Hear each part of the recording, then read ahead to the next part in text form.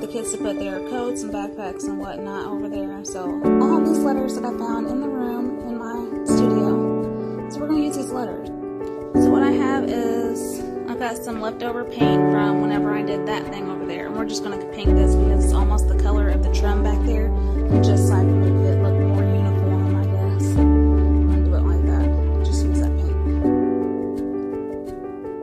And what I'm hoping to accomplish is to just, I want to paint this that color and then go ahead and put the coat hooks on here so that they're attached to the letters.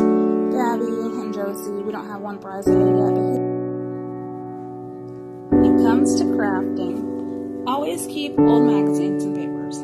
Just find you a nice little spot to put them in. I keep these because I don't buy newspapers, so then it's easy just to, have these